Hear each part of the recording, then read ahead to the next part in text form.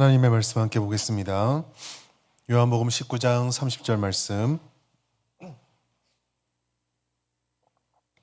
요한복음 19장 30절 말씀.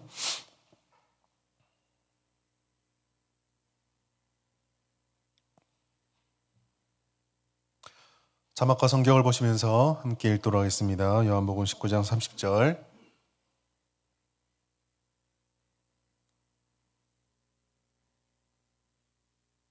성경을 보시면서 같이 읽습니다. 시작. 예수께서 신 포도주를 받으신 후에 이르시되 다 이루었다 하시고 머리를 숙이니 영혼이 떠나 가시니라. 아멘. 할렐루야. 네. 십자가 사경의 6일째입니다. 오늘은 예수님께서 십자가에 달리시는 성금요일이라고 부르긴 하는데 고난을 당하시는 바로 그날입니다. 고난을 당하심이 우리가 볼 때 또 힘들고 어렵고 아픈 마음이지만 또 한편으로는 우리에게 약속하셨던 그 사명이 성취되는 그 약속이 성취되는 날이기도 합니다. 그런 마음을 가지고 함께 오늘 하나님 말씀 나누도록 하겠습니다. 저는 신앙생활을 고등학교 1학년 때부터 시작을 했습니다. 고등학교 1학년 때부터 시작을 했는데 1학년 때 11월 달에 교회를 가서 12월 달에 이 교회 오지 마라 하는 형님 말이 너무 기분 나빠서 계속 나가기 시작했다가 1월 달에 수련회 가서 첫날 수련회 집회를 하고 큰일 났다, 못 올 곳에 왔구나, 내일 도망가야지 했다가 그날 저녁 집회에 도망을 못 쳤습니다. 그래서 마지못해 앉아있는 그 밤에 예수님을 만나고 회심을 하고 하나님의 강권적인 체험으로 그 뜨거운 불을 받는 경험을 하고 나서 신앙생활을 시작을 했습니다. 그렇게 신앙생활하고 나서 교회가 너무 좋았습니다. 불신가정이었기 때문에 이런 세계가 있다는 것을 몰랐고 그래서 교회에서 미친 듯이 살았습니다. 미친 듯이 살았는데 결과는 당연히 어떻게 됐을까요? 고등학교 1학년에서 2학년 올라갈 때보다 2학년에서 3학년 올라갈 때 반등수가 10등 이상 떨어져서 올라갔습니다.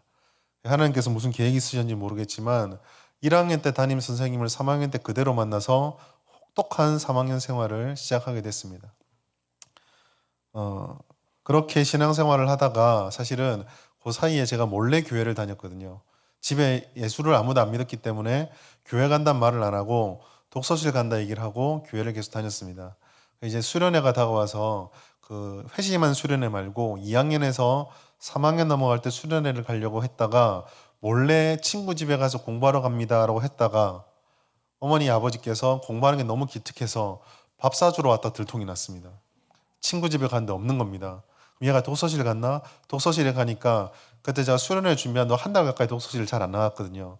독서실 총무가 얘 못 본 지 좀 됐습니다. 그래서 이제 집이 발칵 뒤집어진 겁니다. 수련회 둘째 날에 집에 와서 저는 저희 아버지께서 무섭다는 걸 잘 몰랐고 저희 아버지 친척들이 저희 아버지가 한마디 하면 다 사색이 되시거든요. 왜 그럴까 그랬는데 왜 그런지 알았습니다. 그 닷새 동안 아버지하고 이렇게 실랑이를 하면서 이제 이렇게 체벌을 당하는데 정말 흔적 안 나게 뼛속 시리게 때리는 걸 처음 경험했거든요. 참 많이 아프더라고요. 근데 지금 돌이켜서 제가 아버지가 더 생각해 보니까 아버지가 저에게 굉장히 배신감을 많이 느꼈던 것 같습니다. 그러니까 그 배신감이 슬픔과 분노 이런 게 다 처리되면서 이렇게 저를 이렇게 야단을 치시니까 굉장히 힘들었습니다. 그러다가 아버지하고 한 가지 계약을 했습니다. 고3 동안 하루 일주일에 6시간을 허락을 받았습니다. 당시에 저희 고등부 예배가 오후 12시부터 정오부터 6시까지 있었거든요. 모임을 다 끝나면은 사실 친구들하고 놀고 이렇게 하니까 6시간 되는 거지 그 오후에 있었습니다. 그래서 주일날 12시부터 6시까지는 교회 가는 거 허락받고 1년 동안 공부를 하는데 1년 딱 끝나서 수능시험을 치고 대학시험을 쳐서 아버지가 납득할 만한 대학을 못 가면 너는 신앙생활을 못 하는 거고 아버지가 납득할 만한 대학을 가면 너는 신앙생활을 할 수 있다. 이게 조건이었습니다. 굉장히 어렵죠. 어딜까요? 도대체 거기가. 납득하는 선이 어딜까요? 제 나름대로 생각했던 선을 가지고 그렇게 1년 열심히 살았습니다.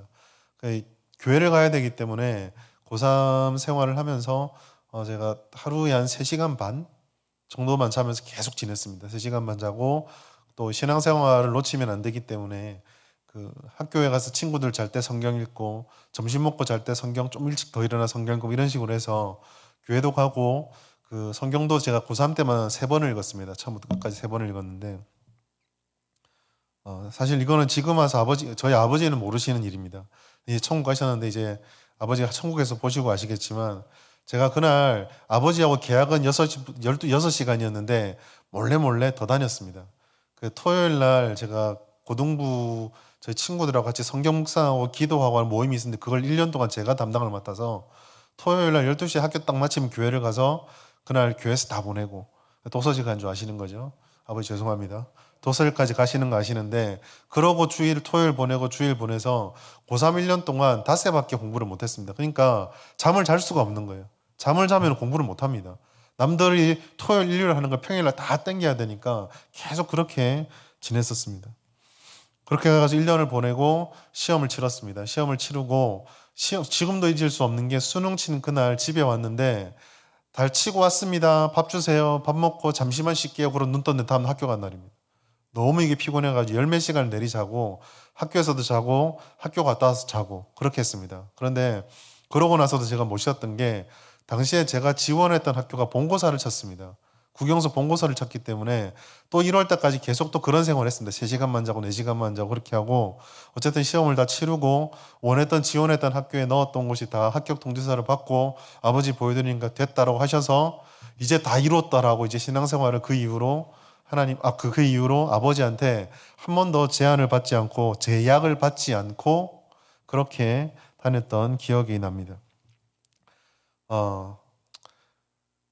오늘 성경의 말씀은 제가 경험했던 것과 비교할 수 없는 예수님의 3년의 공생애가 이제 막바지에 이르러 끝나는 말씀입니다. 오늘과 내일 이틀 동안 이제 예수님이 죽으시면서 하셨던 2번의 말씀으로 사경회가 마무리되게 됩니다. 오늘 그 시간의 중에 첫 번째 시간, 요한복음에 있는 다 이루었다라고 하시는 완료의 말씀을 함께 살펴보도록 하겠습니다. 예수님께서 우리가 어제 말씀을 통해 보았듯이 목마르셔서 신 포도주를 받으셨습니다. 입에만 대셨습니다. 마시지 않았습니다. 그 사건을 바라보면서 어제 저희가 이게 갈증 해소의 목적이 아니라 성경을 응하게 하시기 위한 하나님의 사명, 하나님의 뜻이 거기에 반영돼 있다라고 말씀을 나누었습니다. 그리고 오늘 본문의 말씀에 보면은 예수님께서 이렇게 말씀하고 있습니다. 우리 요한복음 19장 30절 말씀 한번 보실까요? 시작. 예수께서 신 포도주를 받으신 후에 이르시되 다 이루었다 하시고 머리를 숙이니 영혼이 떠나가시니라. 단순한 한마디의 진술입니다. 그러나 여기서부터 우리가 생각을 조금 심화시켜 가겠습니다. 첫 번째로 다 이루었다고 말씀하시는데 정말 다 이루었는가? 라는 질문입니다. 사실 여러분들이 좀 고백할 게 있는데 이번에 제가 사경회를 준비를 하면서 가상칠언의 말씀을 전해야 되겠다 결정하고 나서 마음이 좀 편했습니다. 왜냐하면 가상칠언의 말씀은 되게 선명했거든요. 그 십자가 안에서 배경이 확실하고 사건이 확실하고 말씀이 확실했습니다. 그래서 묵상하고 설교를 준비하면 비록 일주일에 걸친 긴 말씀이지만 큰 무리가 없이 할 수 있겠다라고 생각을 했습니다. 그렇습니다. 근데 오늘 말씀은 그런 점에서 우리가 접근을 했을 때 굉장히 선명합니다. 다 이루었다. 예수님께서 죽으시면서 다 이루었다 말씀하셨습니다. 신학적인 전문적인 지식이 없더라도 예수님 사명이 끝이 났구나. 예수님께서 십자가를 통해서 이루고자 하는 일들이 완료가 되었구나. 누구나 다 알 수 있고 어렵지 않는 말씀입니다. 그렇게 생각하고 이 말씀을 넘어가면 사실 이 말씀 속에 들어가 있는 깊은 의미를 조금 놓칠 수가 있습니다. 왜냐하면 한번 잘 생각해 보겠습니다. 예수님이 다 이루었다라고 말씀하셨는데 정말 다 이루었을까요? 구약에 나타나 있는 것과 예수님께서 제자들에게 공생의 기간 동안 말씀하셨던 것들이 정말 다 이루어졌습니까?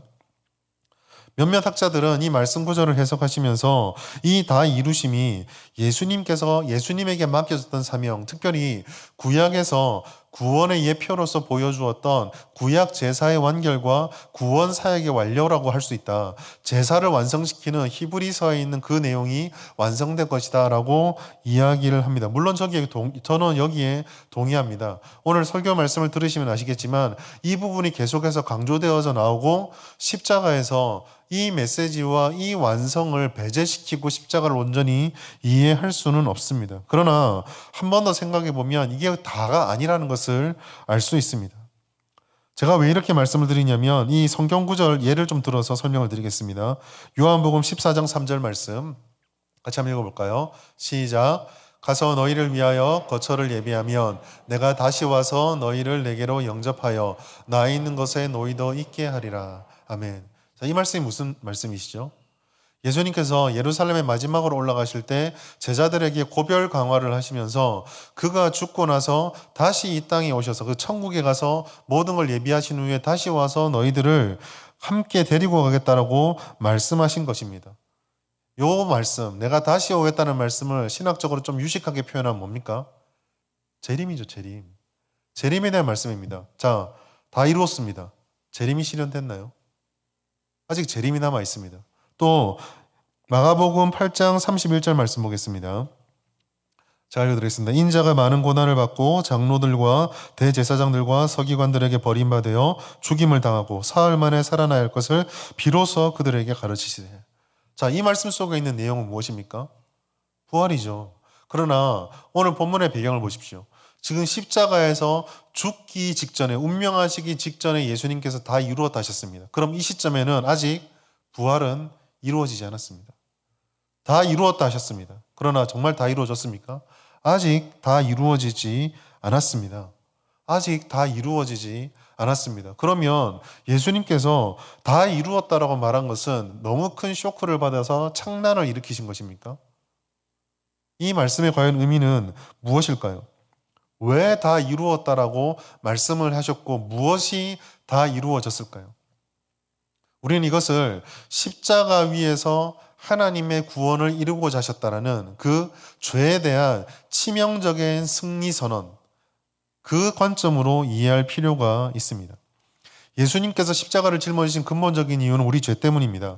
죄인인 우리를 구원하시기 위해서 구약에서부터 지속적으로 말씀해 주셨던 희생 제물이 드려져야 죄사함이 있다라는 그 구약의 제사를 완성시키기 위해서 십자가를 짊어지셨습니다. 아시다시피 구약에 있는 제사는 효력이 한시적입니다. 우리가 죄를 지어서 안식일 때마다 제사를 드리러 하나님께 나올 때 이스라엘 사람들은 제물을 들고 와서 그 제물에 우리의 죄를 얹고 그 제물을 희생시킴을 통해 죄사함을 받고 하나님과 예배를 드리고 제사할 수 있는 관계가 회복이 되었습니다. 그러나 이 제사는 끊임없이 반복되었습니다. 끊임없이 반복된다라고 하는 것은 그때 안식일마다 드려지는 그 제사가 완성되지 않고 온전하지 않은 제사라는 것을 우리에게 말씀해 주고 있습니다. 이와 같은 제사들은 드리면 드릴수록 더욱더 우리들에게 온전한 제사에 대한 갈망을 불러 일으킵니다. 진정한 제사, 이런 식의 제사가 아니라 한 번에 드리는 영원한 제사에 대해서 한 번쯤은 더 고민하게 만든다라는 것이죠. 구약의 제사를 우리가 너무 낭만적으로 아니면 너무 무덤덤하게 바라보는데 이 구약의 제사를 그림으로 머릿속에 떠올리면요, 이것을 과연 언제까지 드려야 될까를 생각하게 됩니다. 한번 잘 생각해 보십시오. 1년 동안 기본적으로 안식일에 드리는 제사가 52번입니다. 그리고 그 사이에 일주일씩 드려야 되는 절기들이 3-4번씩 끼어 있습니다. 그러면은 굉장히 많은 제사들이 드려진다라고 할 수 있는 것을 알고 있습니다. 그리고 그때마다 백성들이 제물을 들고 옵니다. 그 제물을 잡아야 합니다. 여러분, 집에서 그 도마 쓰시죠? 도마를 1년 동안 막 쓰시면은 씻는다고 해서 그 안에 냄새가 사라지던가요? 거기에는 내가 썰었던 음식들의 채취들이 반드시 남아있게 되어 있습니다. 아무리 깨끗하게 씻어도 완벽하게 새 것과 같은 냄새로는 만들 수가 없는 것이죠. 고기 냄새가 나고 생선 냄새가 나고 양파 같은 야채들 냄새도 나고 다 나게 되어 있습니다. 자, 그러면 이 이스라엘 제사로 다시 한번 돌아가 보겠습니다. 이스라엘 사람들이 예루살렘만 생각해서 안식일마다 그 제물을 들고 오면 얼마나 많은 제물들을 들고 왔을까요? 안식일마다 제물을 잡을 때에 얼마나 많은 양들이 잡혔을까요? 초능력자도 아니고 무림의 고수도 아니고 한번 칼을 확 휘두르면 짐승이 뼈째 발라지는 게 아닙니다. 각을 뜨고 피를 빼고 그 짐승들을 잡고 내장을 걷어내고 이 작업들을요, 한 번만 하는 것이 아니라 사람 수대로 오는 대로 해야 됩니다. 그러면 안식일마다 성전에서 회막에서 뿌려지는 피의 양이 얼마나 많았을까요? 주일마다 예배를 드릴 때 지금 저희들은 양복을 입고 깨끗한 옷을 입고 가장 깔끔한 모습으로 예배를 드립니다. 오늘 우리 전도사님들, 교육자분들, 제가 금요일, 토요일 날 이제 학교로 가 있고 있다가 돌아오면 예배 다 참석하라니까 양복 빼입고 왔습니다. 토요일 날 저렇게 안 입고 다닙니다. 얼마나 내추럴한지 모릅니다. 예배를 드리니까 공식 행사니까 우리는 이렇게 깔끔하게 입고 옵니다. 그러나 예전에 구약의 제사를 드릴 때 제사장들이 그랬을까요? 그들의 손에는, 그들의 옷에는 지금 피칠갑이 되어 있습니다. 한 손에 잡고 있는 짐승 잡는 칼에는 얼마나 많이 잡았을지 모를 짐승들의 피와 기름이 뒤엉켜져 있습니다. 회막에 딱 들어가자마자 그런 피 냄새가 먼저 납니다. 그리고 그 피가 그치지를 않습니다. 그런데 그거로 끝입니까? 그렇게 각든 제물들을 제단에 올려놓고 향나는 향료를 붓고 가루를 뿌리고 불태워버립니다. 그러면 기름 타는 냄새, 고기 타는 냄새에, 피 냄새에, 향료가 섞인 냄새, 그 타는 냄새가 진동을 하고 있습니다. 이게 구약의 제사의 장면입니다. 아름답고 거룩하고 기쁘고 즐겁고 세련된 옷 아닙니다. 처참합니다. 그것을 몇 번 한다고 1년에? 최소한 52번입니다.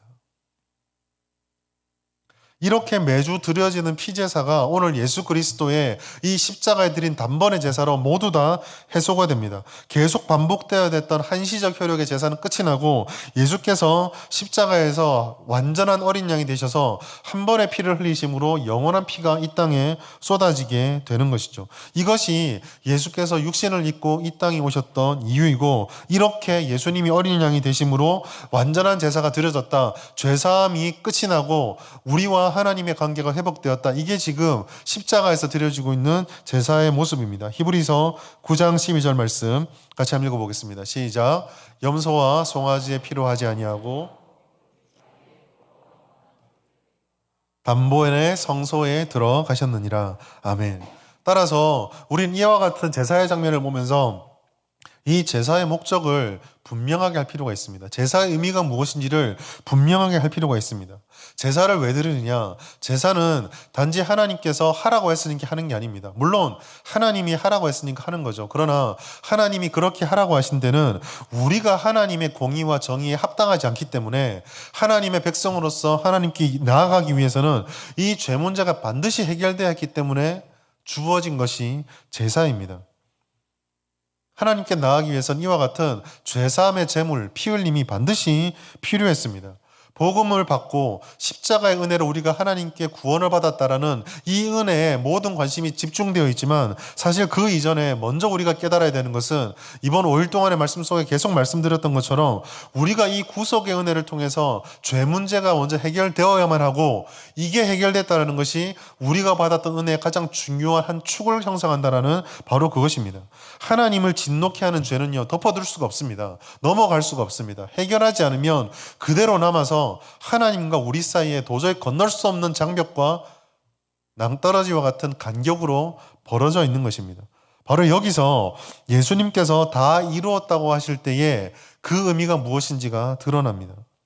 십자가를 생각할 때 우리가 가장 감격해야 되는 것은 구원받았다이기도 하지만, 그 구원받았다고 하는 고백 그 앞에 우리의 죄가 도저히 해결될 수 없을 것만 같은 우리의 죄가 완전히 도말되었구나. 이제는 이 끔찍한 제사를 다시 드리지 않아도 되는구나. 하나님께서는 다시 우리의 죄를 물으시면서 그 끔찍한 피 흘림을 요구하지 않으시는구나. 이거를 깨닫는 것에 있습니다. 우리의 죄가 다 사함을 받았다라는 것이죠. 여러분, 모든 죄는 반드시 심판을 받아야 됩니다. 그리고 그 심판은 성경 말씀대로 말씀드리면 죄의 삭은 사망이기 때문에 모두 죽음의 형벌을 피할 수가 없습니다. 그러나 하나님께서는 우리의 힘으로 어쩔 수 없는 절망들을 그대로 내버려 두지 않고 해결책을 제시하셨습니다. 요한복음 3장 16절 말씀 같이 읽겠습니다. 시작. 하나님이 세상을 이처럼 사랑하사 독생자를 주셨으니 이는 그를 믿는 자마다 멸망하지 않고 영생을 얻게 하려 하심이라. 아멘.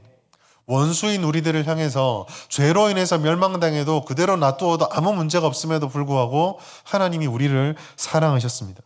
그 사랑을 실현할 수 있는 방법을 하나님께서 계획을 하셨습니다. 그리고 하나님께서 그 계획을 몸소 실천하셔서 예수님을 이 땅에 보내셨습니다. 이로 인해서 그가 오셔서 우리의 죄를 짊어지셨기 때문에 하나님과 우리의 관계가 진노의 관계, 원수의 관계에서 아버지라고 부를 수 있는 특권을 부르는 그런 관계로 바뀌게 된 것입니다. 즉, 하나님과의 관계 회복 이전에 이 죄 문제가 해결되었다라고 하는 명확한 진리가 선포되고 있는 것입니다. 죄와 죄를 통해서 죄와 그리고 죄를 통해서 온 세상을 타락과 부패와 왜곡으로 몰아넣었던 모든 것들이 이제는 새롭게 창조되고 새 질서로 들어갈 수 있는 계기를 마련했고 또 그렇게 될 것이다라는 약속을 받았습니다. 이로 인해서 죄는 더 이상 자신들이 가지고 있었던 권세를 자랑할 수도 주장할 수도 유지될 수 없도록 완전히 파괴가 되었습니다. 바로 이것이 다 이루었다라고 말씀하시는 예수님의 고백에 예수님의 마지막 선언의 진위입니다. 전쟁으로 표현하자면 아직까지 국지전 지역전은 벌어지고 있으나 모든 전쟁의 정황을 바꾸는 승리의 선언이 이루어진 것입니다. 그것이 다 이루었다라는 것이죠. 오늘도 부활과 재림은 남아있지만 그리고 이미 이루어졌으나 아직 완성되지 않은 삶을 살아가며 우리들은 유혹과 시험 속에 치열하게 살아가지만 그럼에도 불구하고 전체적인 방향과 성취의 방향은 결정이 났습니다. 죄는 졌고 우리는 승리했습니다. 예수님께서 그 모든 것들을 이루셨고 앞으로 오시겠다 약속하신 것도 이루시겠다라고 선언을 하신 것입니다. 사탄과의 영적 전쟁은 이제 완전히 기울어졌습니다. 이것이 예수님께서 말씀하신 다 이루었다라는 말씀의 핵심입니다. 그리고 우린 여기서 또한 우리에게 주어진 사명이 있음을 발견할 수 있습니다. 그 사명의 말씀, 그것은 영혼이 떠나가시다라고 하는 말씀 속에 담겨져 있습니다. 다 이루었다라고 말씀하시고 나서 예수께서는 오늘 말씀 속에 이렇게 기록이 되어 있습니다. 다 이루었다 하시고 머리를 숙이니 영혼이 떠나가시니라. 머리를 숙이니 영혼이 떠나가시다. 이 말씀을 듣자마자 우리 모두가 그렇게 생각하실 것입니다. 운명하셨구나.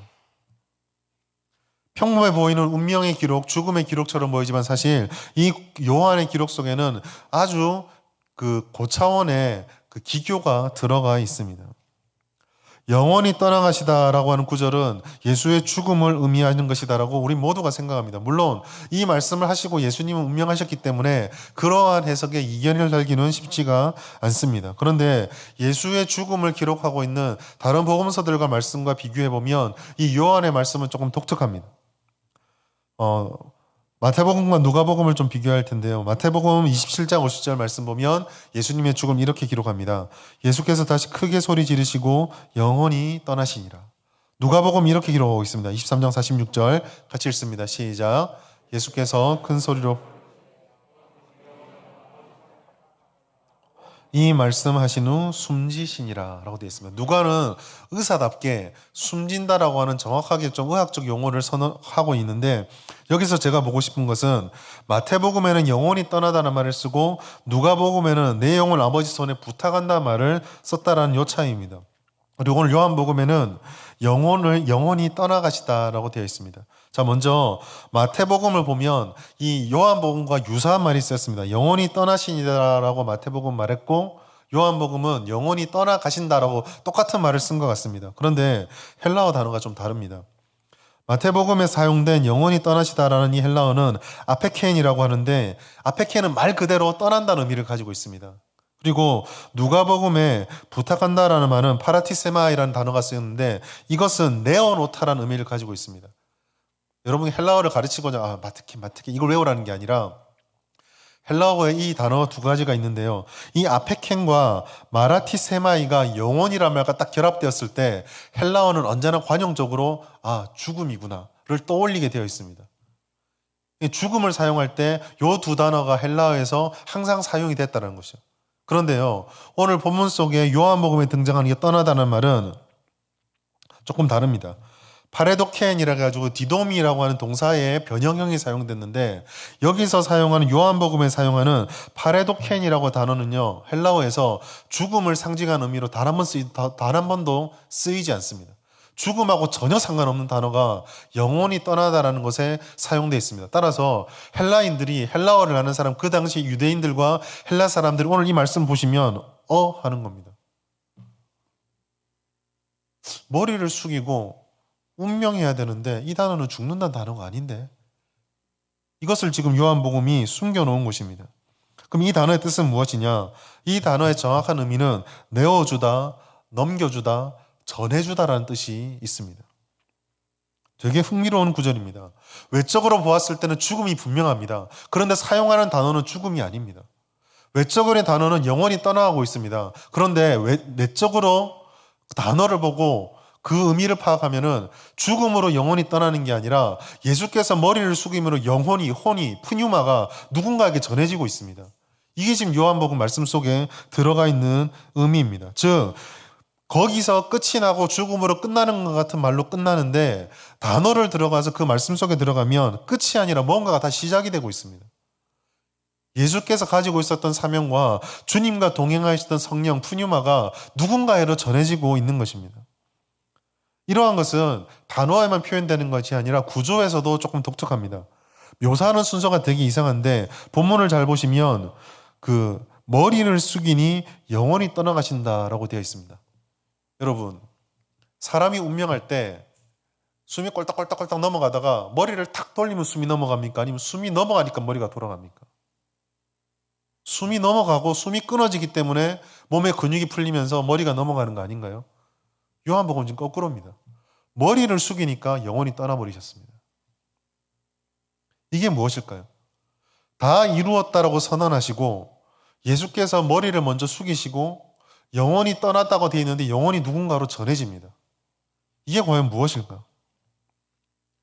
다 이루었다라는 것을 단순하게 좀 설명하겠습니다.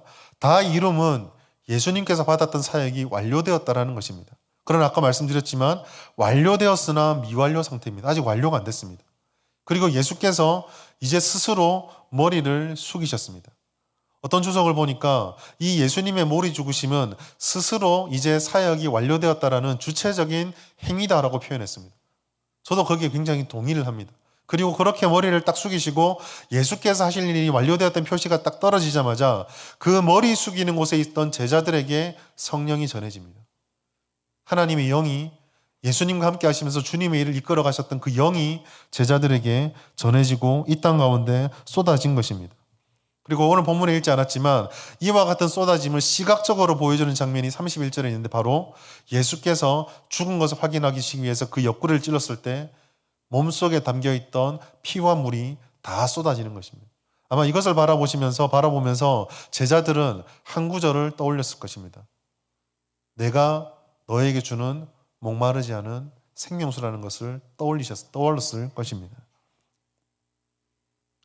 따라서 이것은 예수님께서 단지 죽음으로 끝났다는 것을 말하는 것이 아니라 예수님의 절대적인 중심 그리고 구원에 있어서 다른 어떤 것이 영향을 미치지 않는 하나님의 주권 속에 있다는 것이 머리 숙임으로 나타나고 그 머리 숙임을 통해서 하나님의 완결된 사역이 또 하나님의 뜻대로 계속되어지고 있다는 것을 우리에게 말씀해주고 있는 것입니다. 여러분, 구원에 대해서 이 단순하게 되어 있는 섞여 있는 듯한 복잡한 단어와 구조를 바라보면서 우리가 먼저 한 가지 생각할 수 있는 것은 역시 구원 사역이라는 것은 하나님의 주권에 달려있고 우리가 개입하고 간섭할 수 있는 여지가 없구나라는 것을 깨닫게 됩니다. 에베소서 2장 8절부터 9절까지 말씀 같이 읽습니다. 시작. 너희는 그 은혜에 의하여 믿음으로 말미암아 구원을 받았으니 이것은 너희에게서 난 것이 아니요 하나님의 선물이라. 행위에서 난 것이 아니니 이는 누구든지 자랑하지 못하게 함이라. 아멘. 사도 바울이 바라보았고 사도 바울이 복음을 통해 깨달았던 것이 이것이었습니다. 구원은 비록 십자가처럼 누군가에게 잡혀서 타의에 의해서 매달린 것처럼 보이는 그것조차도 하나님의 주권 속에서 다른 어떤 것도 개입할 수 없는 구원의 역사로 나타나고 있다는 것을 사도 바울은 알고 있었던 것입니다. 구속이 완료되었습니다. 그리고 하나님께서는 그 아무것도 못할 것 같은 예수님께서는 그 무기력해 보이는 십자가에서도 하나님의 사역을 누군가에게로 전달하시고 있습니다. 알겠습니다. 결국 예수님께서 다 이루었다라고 말씀하시는 거, 그 이루었다는 말씀은 십자가 아래에서 제자들에게 우리가 앞으로 무엇을 해야 될 것인가, 너희가 보았던 것이 무엇인가, 그것을 위해서 너희가 받아야 될 것이 무엇인지를 우리들에게 다시 한번 설명해주고 확인시켜주고 있는 것입니다. 성도와 교회는 바로 이런 존재들입니다. 그가 다 이루어 놓으신 길에 우리는 무임승차한 사람들입니다. 불러주셨기 때문에 그 길이 올라탔고 이끌어주셨기 때문에 그 길을 따라 걸어가고 있습니다. 그럼에도 불구하고 우리들에게 주어진 사명은 예수께서 그러하셨던 것처럼 십자가에서 보여주셨던 그 성령을 받아서 예수를 따라 예수를 닮아 모든 영혼들에게 예수께서 하셨던 그 생명을 전하고 생명을 살리는 사역들을 감당하고 살아가야 하는 것이죠. 이러한 사명 전수는 우리의 상상이 아닙니다.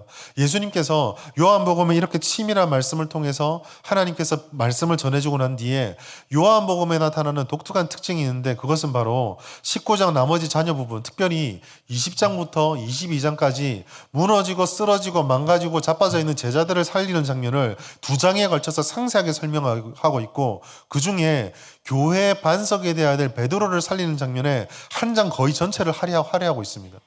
사명을 받았으니 살려내야죠. 사명을 받았으니 그걸 깨닫게 해줘야 되지 않습니까? 명확한 이 과정들 속에서 주님의 죽으심이 단지 죽음의 기록으로 끝나는 것이 아니라 우리들에게 주시는 하나님의 사명의 전파로 우리들에게 드러나고 있구나. 십자가에서 끝이 아니라 시작인 것을 우리에게 알려주고 있구나. 이것을 확인할 수 있게 되는 것입니다. 그렇기 때문에 우리는 오늘 십자가를 짊어지신 예수님을 바라보며 주님 우리를 위해 고통당해 주신 게 얼마나 아프셨나요? 라고 하는 자조가 아니라 도대체 이것을 통해서 우리의 무엇을 회복해야 되는가? 라고 하는 본질을 한 번 더 살펴볼 수 있게 됩니다. 바로 십자가와 그 십자가가 우리에게 원하는 첫걸음인 회개와 회심입니다. 예수님께서 승리를 선언하셨습니다.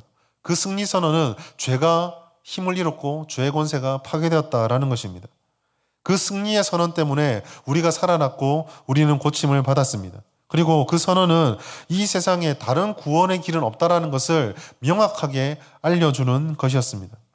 인간을 포함해서 모든 피조물들은 이와 같이 하나님의 살리시는 은혜가 십자가에서 드러났고 완성되었기 때문에 이제 새 창조의 소망을 가질 수 있게 되었습니다. 이것은 예수님께서도 계속적으로 하나님의 말씀이다라는 것을 우리에게 확인시켜 주시고 전해 주셨던 내용입니다. 요한복음 14장 6절 말씀 같이 읽겠습니다. 시작. 예수께서 이르시되 내가 곧 길이요 진리요 생명이니 나로 말미암지 않고는 아버지께로 올 자가 없느니라. 사도행전 4장 12절 이렇게 되어 있습니다. 다른 이로서는 구원을 받을 수 없나니 천하 사람 중에 구원을 받을 만한 다른 이름을 우리에게 주신 일이 없음이라 하였더라. 다른 길이 없습니다. 다른 방법이 없습니다.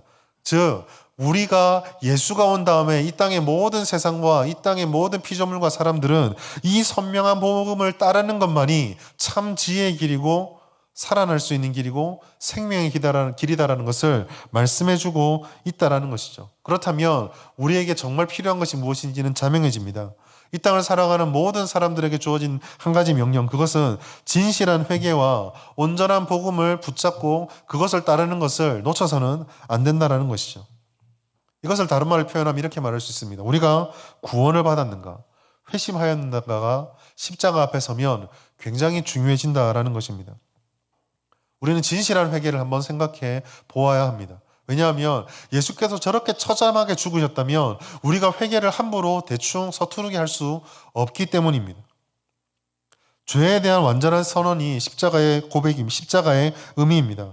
구원을 받는다는 것은 이처럼 완전히 승리하신 그 죄의 지배를 벗어나 하나님의 자녀가 되는 것입니다. 예수께서는 이 은혜를 오직 예수를 통해서만 얻을 수 있다라고 말씀해 주셨습니다. 그러므로 예수를 믿는다는 것은 예수께서 극심하게 고통을 받으셨던 그 짊어지셨던 그 죄를 벗어버리고 죽으시고 부활하신 예수님을 믿는 믿음과 복음을 우리의 것으로 누리고 살아가는 것입니다. 그러려면 우리는 죄로부터 단호하게 돌아서야 합니다. 여러분, 단호하게 돌아선다는 것, 즉 회개라고 하는 것은 죄가 뭔지 알고 그냥 후회하는 것이 아닙니다. 아유, 내가 그렇게 했으면 안 되는데. 내가 그랬습니다. 회개합니다. 잘못했습니다. 용서해 주세요. 이것이 회개의 전부는 아닙니다. 진정한 회개라고 하는 것은 오직 하나님만이 이 절망적인 상황을 해결할 수 있는 유일한 능력의 근원이고, 오직 무능력한 우리들을 예수 그리스도의 피 앞에 나가 예수 그리스도를 의지할 때만이 죄가 용서를 받을 수 있다는 것을 깨닫고 믿는 것, 그리고 그렇게 믿으면서 하나님의 뜻에 합당하지 않은 우리 모든 것들을, 하나님이 알려주신 모든 것들을 마음으로부터 돌이키고 행동에서도 돌이키는 것입니다.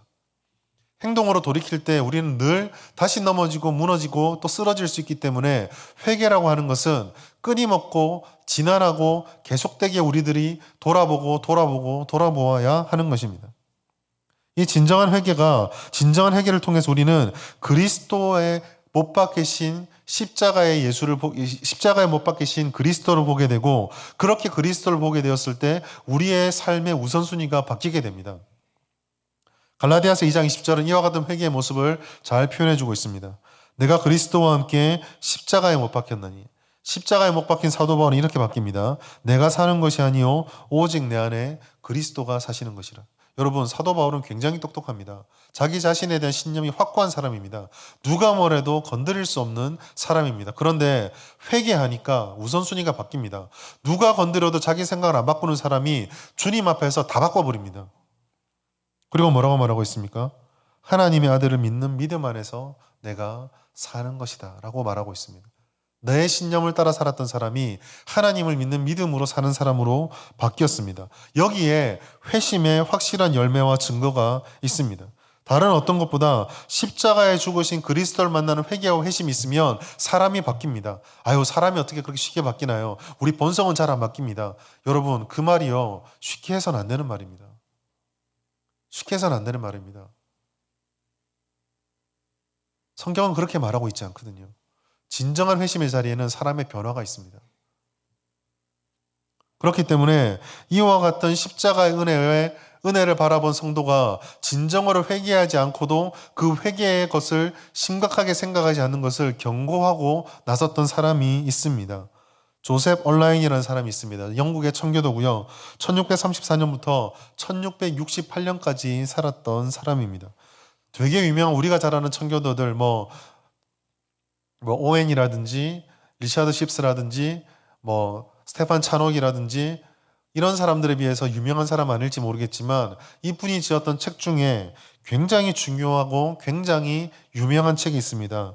An Alarm to the Unconverted라고 해서 회개의 경종이라는 제목으로 출간된 책이 있었습니다.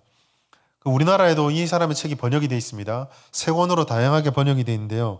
그 생명의 말씀사에서는 천국의 초대라는 제목으로 번역이 되어 있고, CH북스라는 서점 출판사에서는 회개하지 않는 자에게 보내는 경고라고 출간이 되어 있습니다. 또 규장 출판사에서는 돌이켜 회개하라라는 제목으로 출간이 되어 있어요. 세 권이 똑같은 책입니다. 이 책은 제가 여러분들에게 한번 저희 홈페이지를 통해서는 주보를 통해서 광고를 드리고 싶은데 저희 교회 성도님들이 꼭 한번 읽어보셨으면 좋겠습니다. 근데 사실 소개하면서 제 마음이 편하진 않습니다. 왜냐하면 꼭 한번 읽기를 바라지만 아마 여러분들이 굉장한 충격을 받을 것이라고 생각하기 때문입니다. 예전에 제가 저희 청년들 사역하면서 제자훈련하면서 6개월 동안 애들이 울면서 막 모임을 했다고 한 적이 있죠. 그때 첫 번째 울었던 애가 울게 됐던 그 시간이 이 책 읽고 나눈 날이었습니다. 그거를 해소하는데 6개월이 넘게 걸렸거든요. 사실 이 책을 굉장히 좀 위험하다고 할까요? 우리가 이게 우리에게 충격이 오면 나 참 괜찮은 사람이었네라는 믿음이 뿌리부터 흔들릴 수가 있습니다. 근데 그만큼 이 사람이 회개라는 것을 너무 중요하게 이야기를 했습니다. 특별히 이 사람은요, 회심을 굉장히 중요하게 얘기하고 진정한 회개가 중요하다고 말했습니다. 그때 이 특징이 있습니다. 그 책의 한 구절입니다. 진실로 회개한 자는 그리스도의 모든 것을 받아들이게 된다. 그는 그리스도께서 주시는 상급뿐 아니라 사역도 사랑하게 되며 그리스도의 은혜와 아울러 그분이 지신 짐도 사랑하게 된다. 중략하고 그는 그리스도의 명령 곧 그리스도의 십자가를 지게 된다. 이 앞에 보면은 다른 이야기들 많이 있습니다. 겉으로 드러나는 경건의 모습들이나 사람들이 바라볼 때 거룩해 보이는 모습, 그건 회개의 진정한 증거, 이런 얘기들도 막 있거든요. 여기서 핵심은 그것입니다. 그리스도의 모든 것을 받아들인다는 것이죠. 이게 뭘 말할까요? 참 회개한 성도는 단지 겉모습만 그럴듯하게 바뀌는 게 아니라 예수님이 겪었던 비참과 비통함과 고통과 아픔까지도 주님을 너무 사랑하니까 주님을 대적하는 저 세상을 살아가면 나도 그걸 겪겠지, 이건 당연한 거야 라고 받아들이는 것입니다. 예수께서 모욕과 멸시와 천대와 무시와 외면을 당하셨으니까 나도 주님 따라가면 외면과 멸시와 무시와 천대를 받겠지, 이걸 당연하게 받아들인다는 것입니다. 내가 알려지지 않는 것을 전혀 이상하게 생각하지 않게 되는 것이죠. 왜요? 예수님이 그렇게 당하셨거든요. 모든 기준이 예수님이 되는 것입니다. 모든 기준이 성경 속에 나타나는 하나님이 되는 것입니다. 내가 제대로 살아가고 내가 추구해야 될 모든 것들이 하나님만을 바라보게 되는 것입니다. 그래서 이 사람은 극단적으로 이렇게까지 말합니다. 그 책에 있는 내용입니다. 거룩하지 않고 철저하지 않고 자기를 부인하는 그리스도인이 아니면 구원받았을 리가 없다. 대단히 무쌍하지 않습니까? 우리의 믿음을 누가 판단한다. 그런데 이 사람은요, 구원받았을 리가 없다라고 단정하고 있습니다. 여러분, 우리는 여기서 십자가의 고난을 얘기하고 오늘 이 밤에 십자가를 예수님이 짊어지는 그 밤을 맞이하면서 우리는 과연 이와 같은 본질의 복음을 확신하고 따르고 있는지를 돌아보아야 합니다. 왜냐하면 오늘날 교회를 향해서 우리가 너무 쉽게 얘기하는 것 중에 하나가 본질이 상실된 교회이기 때문입니다. 교회를 향한 비판은 저는 신중해야 된다고 생각을 합니다. 물론 교회가 불안정하지만 그것을 바라보고 해석하는 우리도 불안전하기 때문이죠. 그러나 오랫동안 한국 교회 자체 내에서 교회를 바라보면서 스스로 내리는 평가와 진단들을 몇 년 동안 읽어 들어보면 꾸준하게 반복되는 것이 있습니다. 그 모든 것들을 종합해보면 기도가 약해지고 있다, 예배가 약해지고 있다, 주일 성수가 무너진다, 말씀의 권위가 무너진다. 그런데요, 그 모든 것들을 다 합쳐놓고 보면은 딱 한 문장으로 요약할 수가 있습니다. 교회가요, 본질을 상실하고 있습니다. 그럼 우리가 상실한 교회의 본질은 무엇일까요? 조셉 온라인의 책과 십자가에서 하나님의 주권을 선포하셨던 예수님의 다 이루었다는 말을 종합해보면 교회가 잃어버린 본질의 신앙은 우리의 살아임과 죽음이 오직 주님께 달려있다라는 예수님을 향한 절대 의존이 사라지고 있다라는 것이죠. 고린도전서 10장 4절에 보면 바울은 이런 말을 합니다. 다 같은 신령한 음료를 마셨으니 이는 그들을 따르는 신령한 반석으로부터 마셨음에 그 반석은 곧 그리스도시라. 이 말씀의 배경이 무엇이냐면 출애굽을 했던 이스라엘 백성들이 광야에서 하늘의 만나와 메추라기 그리고 반석의 물로 그 광야길을 주님의 공급하심만 의지해서 살아갔다라는 것을 설명하는 구절 속에 있습니다. 출애굽한 이스라엘 사람들에게 반석의 물과 그 하늘에서부터 내리는 만나와 메추라기는 자신들이 먹을 수 있는 수많은 것들 중에 하나가 아니라 이거 아니면 죽는 거였습니다. 그러니까 이 사람들은 새벽마다 나가야만 합니다. 다음날 밤에 잘 때 그 다음날 아침에 주시는 하나님의 전적인 은혜 만나주지 않으면 그냥 굶는 겁니다. 물도 마찬가지죠. 자신들이 출애굽하고 광야로 들어와서 몇 번의 물 부족의 경험을 겪으면서 진정한 생수가 하나님께 있다는 사실을 몸으로 체득합니다. 그 정점이 반석에서 물이 나오는 장면을 보며 하나님께 물이구나, 하나님이 우리의 생수구나, 이걸 경험하거든요. 이 모든 것들은 자신들의 선택이 아니라 자신의 생존이 주님께 있다라는 그 신앙 고백으로 나갈 수밖에 없었던 것입니다. 사도 바울이 지금 그리스도를 따르는 교회들에게 출애굽에서 보았던 그 예수님, 하나님을 향한 절대 구전이 너희에게도 있어야 되는 것 아니냐라고 묻는 장면이 바로 이 구절입니다. 교회와 성도가 오직 예수님을 절대적으로 신뢰하고 의지하는 것이 본질이다라는 것을 명확하게 말해주는 것이죠. 이것은 예수님께서도 우리에게 말씀해 주신 것입니다. 요한복음 6장 54절 55절 같이 읽습니다. 시작. 내 살을 먹고 내 피를 마시는 자는 내 살은 참된 양식이요 내 피는 참된 음료로다. 내 살은 참된 양식이요 내 살은 참된 음료로다. 사실 이 말씀 때문에 초대교회 성도들은, 교회들은 살인하고 식육하고 식인을 하는 자들의 오해를 받았습니다. 그런데 이 말이 그런 의미가 아니죠. 우리의 영이 마치 육체가 음식을 먹고 물을 마셔야 사는 것처럼 우리의 영혼이 살고 우리가 하나님 자녀로 살아가는 데는 예수님을 배제하고는 도대체 설명이 될 수 없다는 것입니다. 살을 찢고 그 살을 먹고 피를 먹는 것처럼 예수를 먹어야, 예수를 우리 마음속에 모셔야지 우리의 신앙이 바로 세워지고 교회는 교회다워진다는 것이죠. 쉽게 말해 교회가 회복되어야 되는 것은 예수 제일주의, 복음 지상주의, 은혜 우선주의가 회복되어야 된다는 것입니다. 세련되고 아름다운 예언이 있으면 교회가 잘 되는 게 아닙니다. 겉으로 그럴듯해 보이고 또 우리가 많은 업적들을 이루고 많은 유산들을 창출해냈다고 해서 우리가 바른 신앙인인 것은 아닙니다. 우리가 하나님이 기뻐할 만한 계획을 늘 수립하고 늘 우리가 주저하지 않고 앉아있지 않고 지체하지 않고 달려간다고 해서 우리가 바른 교회인 것은 아닙니다. 세상에 영향력을 끼치는 교회를 위해 기도합니다. 그리고 그렇게 영향력을 끼치고 때로는 세상 사람들이 무시할 수 없는 힘을 가진 교회도 등장을 합니다. 그러나 그런 성공과 영향력이 우리가 제대로 된 교회인 것을 증명해 주는 것은 아닙니다. 오히려 예수님의 삶을 바라보면 이런 것들이 우리에게 찾아올 때마다, 이런 것들이 우리 손에 쥐어질 때마다 우리는 더 긴장해야 됩니다. 왜 그렇습니까? 예수님이 가장 영광받았던 순간은 예수님이 가장 비참한 순간이었습니다. 십자가 위에서였습니다. 영광스러운 성공의 자리도 아니고 사람들이 우러러보는 자리도 아니었습니다. 예수님이 다 이루었다 외칠 때 마치 왕이 되어서 왕이 자기 왕권을 찬탈하고 그 위에 앉아서 좋은 옷을 입고 사람들이 우러러보는 가운데 보아라, 내가 다 이루었다. 이게 아니었습니다. 누가 보아도 사형수였던 그곳에서 아까 영상에서 보셨지만 피칠가버라고 온몸이 땅에서 피가 떨어지는데 거기서 다 이루었다라고 하시고 최고의 영광을 받으셨습니다. 모두가 조롱하고 멸시하고 폭력과 비방이 난무하는 자리에서 예수님은 높아지셨습니다. 잘 차려입고 외친 것도 아닙니다. 피투성이가 된 채로 발가벗겨진 채로 외치고 있습니다.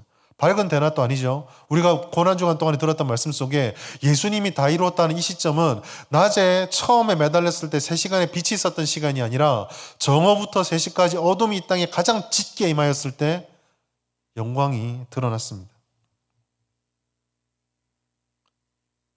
세상의 모든 어둠, 아무도 알아주지 않는 비참함, 그리고 누가 보아도 다 눈을 돌리고 혀를 차고 머리를 흔드는 그 자리에 거기에 예수님이 있었습니다. 십자가가 거기에 서 있었습니다. 그것이 핵심입니다. 낮아져라, 비참해져라가 아닙니다. 높든 낮든 예수님이 있는 자리에 교회가 가 있어야 한다는 것입니다. 베네딕트 옵션이라는 책에서 그 저자가 했던 말이 바로 그것이었습니다.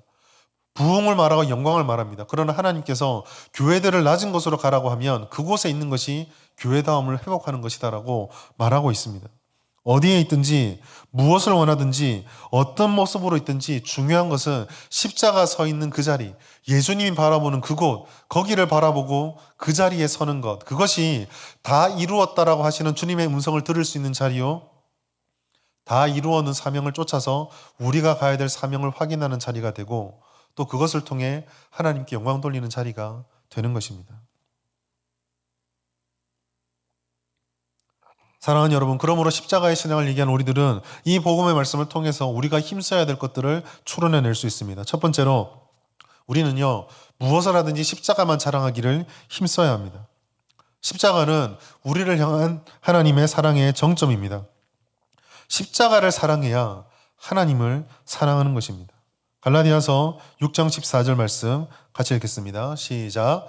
그러나 내게는 우리 주 예수 그리스도의 십자가 외에 결코 자랑할 것이 없으니 그리스도로 말미암아 세상이 나를 대하여 십자가에 못 박히고 내가 또한 세상을 대하여 그러하니라. 아멘. 사도 바울은 십자가 외에 자랑할 것이 결코 없다라고 말씀하고 있습니다. 여러분, 십자가를 자랑한다는 것은 눈에 보이는 곳에 십자가를 두는 것이 아닙니다. 교회에 십자가를 걸고 목걸이를 하고 로고를 새겨서 눈에 보이는 곳마다 십자가를 둔다고 십자가를 사랑하는 것은 아닙니다. 사도 바울은 그렇게 뜬구름 잡는 식으로 십자가를 사랑하는 것을 말하지 않았습니다. 바울이 말하는 십자가의 사랑은 그럼 무엇입니까? 십자가는 어떻게 사랑할 수 있을까요? 바울이 알려주는 것은 딱 하나입니다. 세상이 나를 대하여 십자가에 못 박히고 내가 또한 세상을 대하여 그러는 것입니다. 예수가 죽었듯이 내가 죽어야 합니다. 예수가 버렸던 것을 나도 버려야 합니다. 예수님이 중요하게 생각하지 않았던 것은 나도 중요하게 생각하지 않아야 합니다. 예수님이 영광받는 자리가 내가 영광받는 자리가 되어야 합니다. 예수님이 사랑하는 것을 내가 사랑할 수 있어야 합니다. 그것이 바로 십자가를 자랑하는 것입니다. 이것 외에 다 내려놓는 것이 십자가를 자랑하는 것이다라고 말해주고 있습니다. 그러므로 십자가를 사랑한다는 것은 오늘날 주님을 따르지 않는 사람들이 좋다구나 하는 것을 다 반대하는 역행의 삶입니다. 언제나 하나님을 먼저 생각합니다. 세상이 언제나 하나님을 먼저 배제하듯이 배제하는 것과 반대로 십자가를 자랑하는 사람은 언제나 하나님을 먼저 생각합니다. 그리고 그것을 자랑한다는 것은 하나님을 먼저 생각하기에 우리의 필요와 우리의 요구를 먼저 만족시키는 것을 추구하지 않습니다. 잘 생각해 보십시오. 다시 한번 생각해 보십시오. 십자가 앞에서 명확하게 일어나는 것, 먼저 나타나는 것은 우리 죄 때문에 죽는 처참한 죽음이었습니다. 그곳에서는 뭐 잘 살아보세가 아닙니다. 기쁨과 만족이 아니라 주와 함께 죽음으로 인해서 얻게 되는 영원한 약속의 기쁨을 거기서 얻게 되는 것입니다. 십자가에서 드러난 하나님의 은혜와 사랑은 옛사람이 죽고 새사람이 되어야지만 진정한 기쁨과 만족을 누릴 수 있다는 선언이었습니다. 이러한 삶은 무엇인가를 깨닫게 합니다. 뭐냐면 하나님께서는 내가 기뻐하는 것을 원하신다가 아니라 하나님께서 기뻐하시는 것은 우리가 그를 기뻐하는 것이고 그를 즐거워하는 것이다라고 하는 웨스트민스터 신앙고백에서 제1조 첫 번째 고백을 할 수 있도록 만들어주는 것입니다. 이 사실을 깨닫고 고백해야 합니다. 내게 있던 모든 것들은 더 이상 내게 자랑이 아닙니다. 아들을 주시고 완전하고 무한한 사랑에 대한 확신, 이 확신이 있을 때 우리가 마치 다 움켜쥐고 다 가져야 된다고 했다는 그것이 있어야만 괜찮을 것이라 했다는 확신과 또 그것이 없으면 우리에게 찾아오는 불안감들을 이길 수 있게 만들어줍니다. 소유하고 있어야, 인정받아야, 중요한 사람이라고 대접을 받아야, 괜찮은 사람이란 위안을 받아야 내가 살 수 있다. 그게 내가 가치 있는 삶을 살았던 증거다라고 말하는 그 마음을, 그 욕망을 다 사라지게 만듭니다. 그런 것들은 결코 하나님을 대신할 수 없습니다. 누구보다 많은 것을 가지고, 누구보다 많은 지식을 가지고, 누구보다 존귀하게 될 수 있었던 사람은 사도 바울은 이 모든 것들을 배설물이라고 얘기했습니다. 빌립보서 3장 8절 말씀 같이 읽겠습니다. 시작. 또한 모든 것을 해로 여김은 내 주 그리스도 예수를 아는 지식이 가장 고상하기 때문이라. 내가 그를 위하여 모든 것을 잃어버리고 배설물로 여김은 그리스도를 얻고. 사랑하는 여러분, 십자가를 자랑한다는 것은 예수님을 닮아가는 것입니다. 그리스도의 성품을 닮아가는 것입니다. 경건의 모양도 중요하지 않습니다. 우리가 이룩하는 모든 것들도 예수를 닮아가고 따라가면서 생기는 부산물인 것이지 경건 그 자체 그리고 우리가 이루는 열매 그 자체가 우리의 목적은 아닙니다. 진정한 경건은 십자가를 자랑할 때 주님을 닮아가면서 우리 안에서 자연스럽게 맺혀지게 되는 열매입니다. 진정한 예배는 십자가의 은혜를 자랑하고 감사하며 오직 하나님만 높일 때, 우리의 모든 존재를 다 들여서 주님을 쫓아가고 높일 때, 그때 드러나는 삶의 모든 것이 예배입니다. 그러므로 십자가를 자랑한다는 것은 교회가 가져야 될 수많은 것들 중에 하나가 아니라 교회라면 무조건 잡아야 되는 절대 한 가지입니다. 모든 것이 다 있어도, 모든 것이 다 부유해도, 누가 봐도 사람들이 부러워해도 십자가가 없으면 교회가 아닙니다. 그러면 우리는 십자가를 자랑해야 됩니다. 은혜를 자랑해야 됩니다. 예수를 따르기 때문에 비참해지고 비천해지고 어려움을 겪는 것을 자랑해야 합니다. 예수께서 우리를 살려주셨음을 자랑해야 합니다. 주님의 마음을 자랑할 수 있어야 합니다. 사람들이 우리가 어떻게 보는 것인지 보든지 흔들리지 말고 예수님을 자랑할 수 있어야 됩니다. 두 번째로, 그렇게 자랑하는 사람들은 예수께서 이루신 길을 따라가기에 힘써야 합니다. 아까도 말씀드렸듯이 예수님께서는 다 이루었다는 완료의 말씀을 통해 아직까지 완료되지 못한 미완료된 사명을 우리에게 주셨습니다. 요한복음 20장 21절 말씀, 부활하신 후에 예수님께서 제자들에게 주신 말씀입니다. 시작. 예수께서 또 이르시되 너희에게 평강이 있을지어다. 아버지께서 나를 보내신 것 같이 나도 너희를 보내노라. 아멘. 사랑하는 여러분, 우리의 정체성은 여기에 있습니다. 예수께서 우리를 보내셨습니다. 우리는 보냄받은 자입니다. 보냄받은 자는 보내신 자의 목적이 있다라는 사실을 잊어서는 안 됩니다. 교회와 성도의 사명이 무엇입니까? 그 사명의 핵심은 예수를 보내신 하나님을 따라 예수님께서 하나님을 쫓았던 것처럼 우리를 보내신 하나님을 따라 예수께서 원하신 일을 하는 것입니다. 예수님의 사역을 우리가 이어가는 것이죠. 그리고 이것이 무엇인지는 우리가 너무나 잘 알고 있습니다. 예수님의 관심, 하나님의 관심은 언제나 영혼과 사람이었습니다. 십자가에 당하신 고난과 죽으심은 우리를 사랑하셔서 우리를 구원하시기 위한 모든 것이었습니다. 그러므로 예수의 길을 따라가는 교회의 모든 관심과 힘은 오직 사람에게 집중되어야 합니다. 사람을 살렸는데, 사람을 가르치고 키우는데, 그리고 사람을 돌보고 고치는데 모든 관심이 집중되어져야 합니다. 그러나 주의할 것이 있습니다. 그것은 이와 같은 것들을 우리가 더했을 때 십자가가 완성되어지고 하나님 은혜가 완성되는 것은 아니다라는 것이죠. 우리는 십자가 은혜에 더할 것이 없습니다. 그 은혜에 하나님께서 우리에게 은혜를 배우게 해주셨는데 이런 일들을 해야지 우리가 그 은혜가 더 완성되어지고 우리 가운데 더 풍성해지는 것이 아닙니다.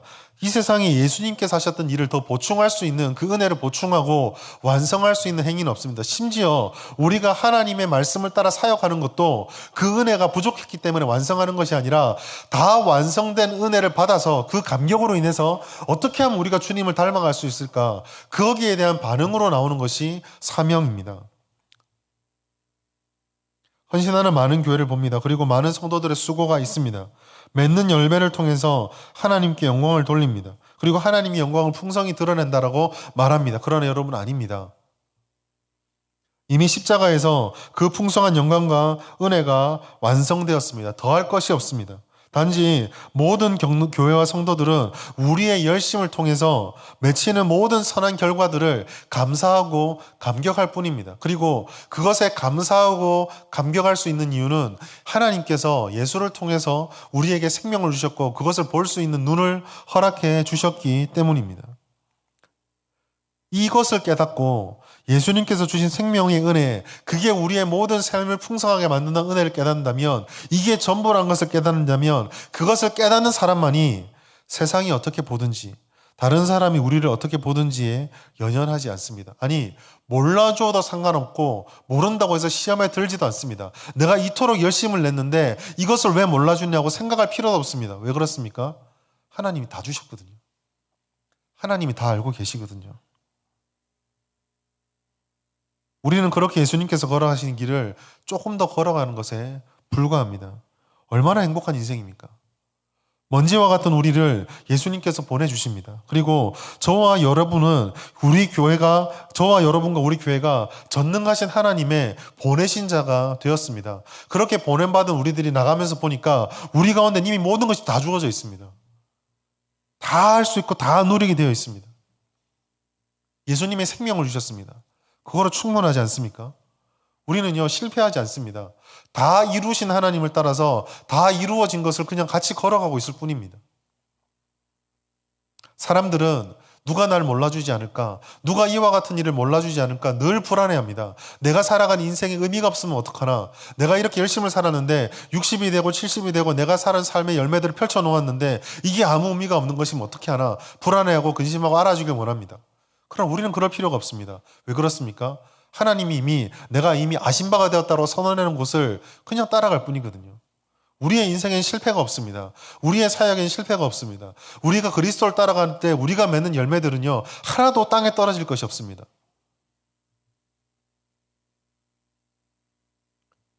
예수께서 이르신 십자가 길을 따라갑시다.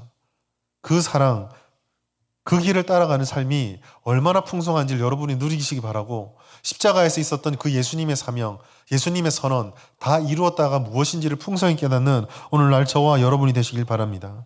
말씀 뵙겠습니다. 예수님께서는 모든 역사를 다 이루어 주셨고 우리는 그 은혜를 통하여 완성을 소유하게 되었습니다. 모든 죄는 무너졌습니다.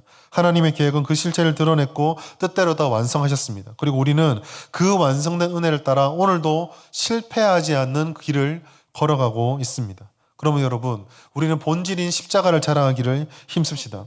예수께서 불러주신 길을 따라가며 그를 닮아가기에 힘쓰시다. 이렇게 예수를 누리는 은혜를 방해하는 세상 것들을 뿌리는 그런 세상의 가치관과 그런 시도들의 마음을 빼앗기지 맙시다.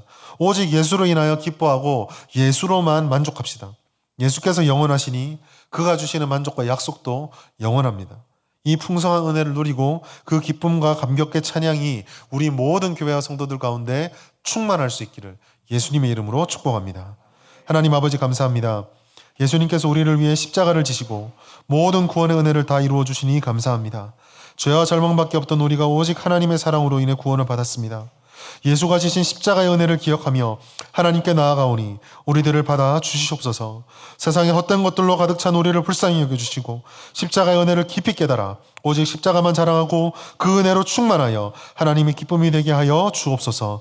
우리 안에 다른 헛된 것들에 대한 자랑을 버리게 하시고 예수님 다시 오실 때까지 이 은혜를 널리 전하여 지금도 이 은혜를 모르는 이들을 구원하길 원하는 하나님의 뜻을 이루어 놀라운 은혜와 성취를 누릴 수 있도록 그런 교회와 성도가 될 수 있도록 우리를 인도하여 주시옵소서.